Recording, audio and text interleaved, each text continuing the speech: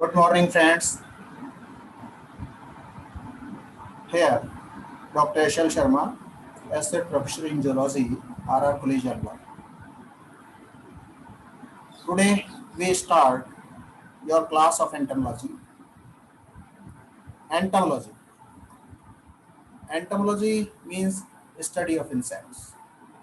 Insect is the largest class of animal kingdom, which include in phylum Arthropoda. Arthropoda, which contains about 70% of the total population. Out of 70%, 90% of living species belongs to class insecta. तो हम कह सकते हैं कि सबसे बड़ी class insecta की है जिसका हम अध्ययन करने वाले हैं। आप सबको एंटोमोलॉजी के इस फील्ड में हम स्वागत करते हैं। आज हम बात करेंगे इंट्रोडक्शन ऑफ एंटोमोलॉजी। जैसे हम कहें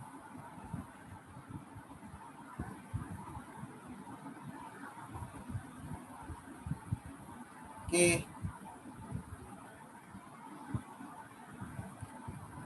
इंट्रोडक्शन ऑफ एंटोमोलॉजी,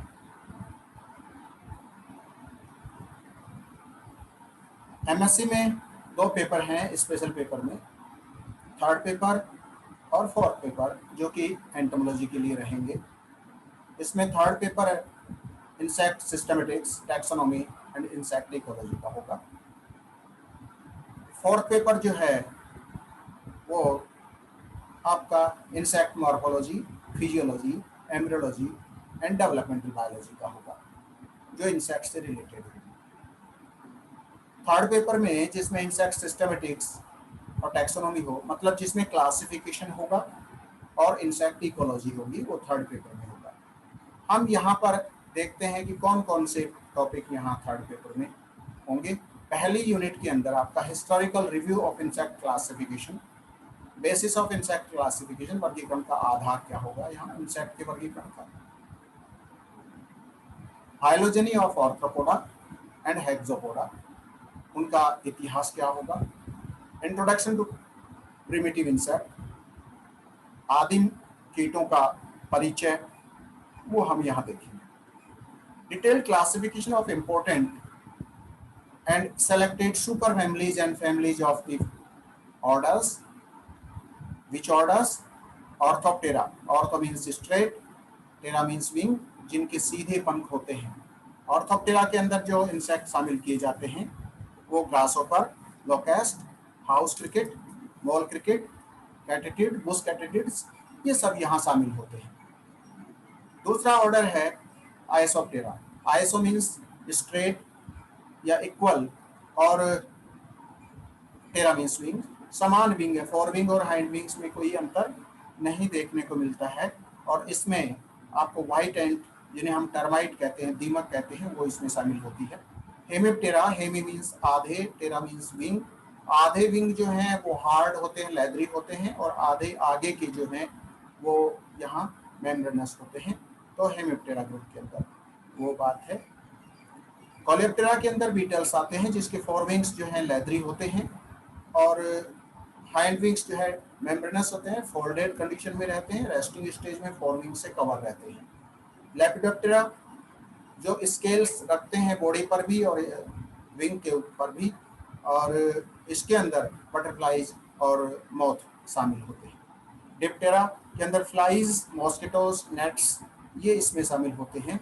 और डिप्टेरा का मतलब होता है डाई मीन 2 और टेरा मीन्स विंग, मतलब 1 pair of wings is present और 1 पेयर इज मॉडिफाइड इनटू हेल्टर्स।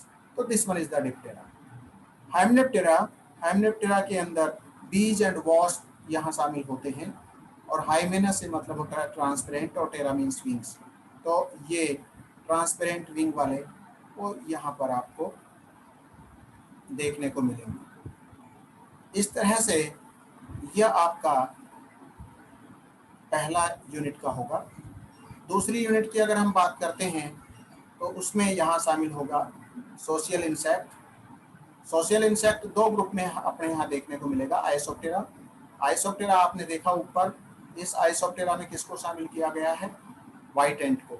दीमक के अंदर आपने देखा होगा टर्मिटोरिया बनता है, दीमक एक बड़ा बम्बैया जिसे हम कहते हैं बम्बीड बना लेती है देसी भाषा में, और उसमें ये अपना आवास करती है। और उसके हम नीचे जो है बड़ा सा गार्डन बना के, और इसमें मेल फीमेल और वर्कर्स, मतलब राजा रानी वर्कर्स जो है वो यहाँ देखने को मिलते हैं। हाइमेनोप्टेरा के अंदर भी यहाँ देखने को मिलेंगे। हाइमेनोप्टेरा में आपको बी की बात करेंगे हम, जिसे हम हनी बी कहते हैं, वो यहाँ सोशल ऑर्गेनाइजेशन में शामिल होगी। एंट जिन्हें हम चींटियाँ कहते हैं, उनमें भी आप देखते हैं कि बड़ी कॉलोनी बनाती हैं। वॉस्प ततैया आपने देखा होगा, उसमें भी कॉलोनी बनाते हैं, वो छत्ता बनाते हैं। तो वो इन दोनों के अंदर आइसोप्टेरा और हाइमेनोप्टेरा में, जिसमें 4 स्पेशल ग्रुप हो गए, एक तो दीमक, दूसरा जो है मधुमक्खी, तीसरा ततैये, और चौथा जो है चींटियाँ। ये चारों के चारों सोशल ऑर्गेनाइजेशन शो करते हैं। लाइफ साइकिल ऑफ लोकेस्ट, लोकेस्ट और एफिड की जीवन चक्र की बात हम यहाँ इस ग्रुप में करेंगे। Origin and evolution of insects, कीटों का ओरिजिन कैसे हुआ, उनका विकास कैसे हुआ, और वो भी बात हम यहाँ करेंगे फॉसिल इंसेक्ट का रेफरेंस देते हुए। Cause of success of insect, insect के सफलता के क्या कारण हैं कि वो इतनी बड़ी पॉपुलेशन लिए हुए रखते हैं। हम जानते हैं कि इंसेक्ट एक्सट्रीम हॉट से एक्सट्रीम चिल्ड एनवायरनमेंट के अंदर भी देखे जा सकते हैं। तो इनके बहुत सारे स्पेशल कैरेक्टर्स हैं जिनकी बात हम अलग से आपसे करेंगे। तीसरी यूनिट में इकोलॉजी ऑफ इंसेक्ट, और इकोलॉजी में 3 तरह के फैक्टर आपको यहाँ देखने को मिलेंगे। पहला फैक्टर होगा फिजिकल फैक्टर्स, जिसमें आपको टेम्परेचर, ह्यूमिडिटी, सॉयल, लाइट, ये सब चीज़ें यहाँ आपको देखने को मिलेगी। दूसरा यहाँ पर आप देखेंगे intra and inter specific relationship, ये चीज़ें जब देखने को मिलती हैं तो इसका मतलब ये बायोटिक फैक्टर्स से संबंधित है। तो बायोटिक फैक्टर्स में यहाँ पर इंसेक्ट के आपस में ही एक जाति के सदस्यों के बीच में और भिन्न जातियों के सदस्यों के बीच में किस तरह के संबंध यहाँ देखने को मिलेंगे। इंसेक्ट प्लांट इंटरेक्शन, इंसेक्ट का प्लांट के साथ में इंटरेक्शन बेनिफिशियल भी हो सकता है, हार्मफुल भी हो सकता है।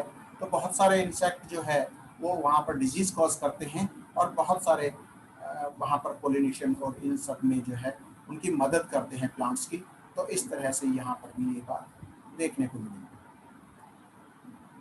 चौथी यूनिट जो है थर्ड पेपर की, वो है पॉपुलेशन इकोलॉजी।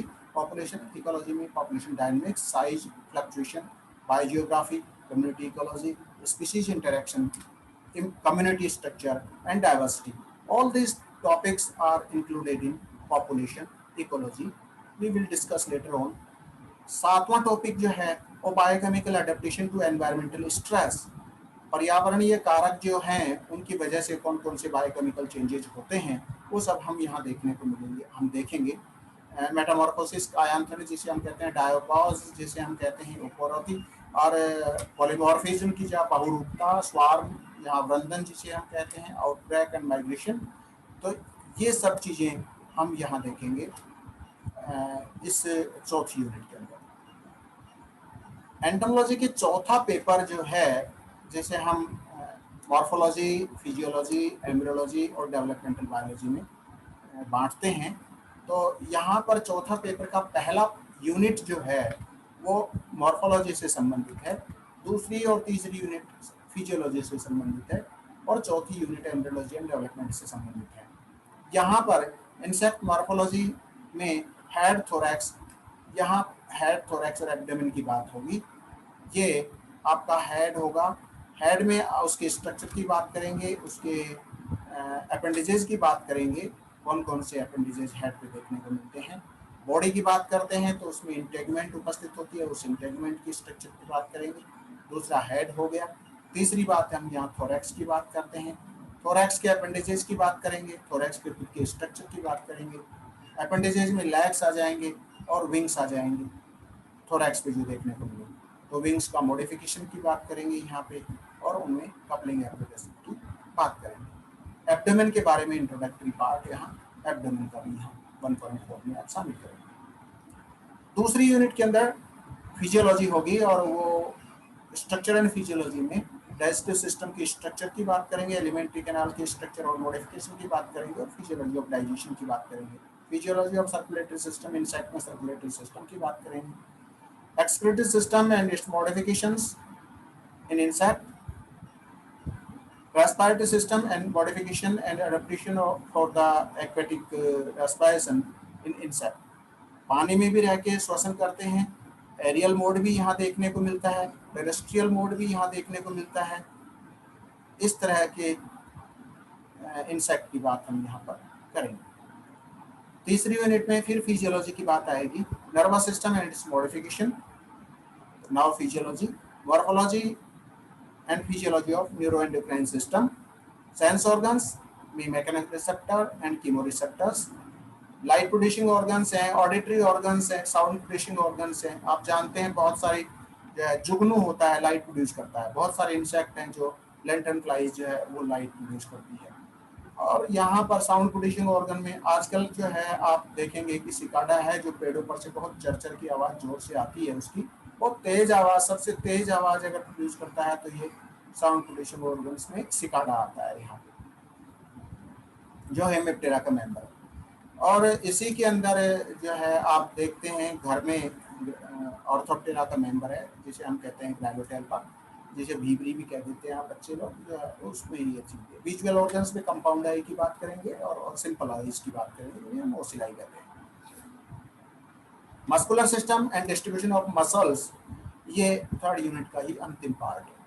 फोर्थ यूनिट में हम डेवलपमेंटल और एम्ब्रियोलॉजी की बात करेंगे। यहाँ reproductive system, male and female reproductive system, उनकी मॉर्फोलॉजी और फिजियोलॉजी की यहाँ चर्चा होगी। Reproductive system and it's associated duct and glands and external genital means the structure of the reproductive system. Embryology, structure of eggs, embryonic and post-embryonic development, type of larvae, pupae, and metamorphosis.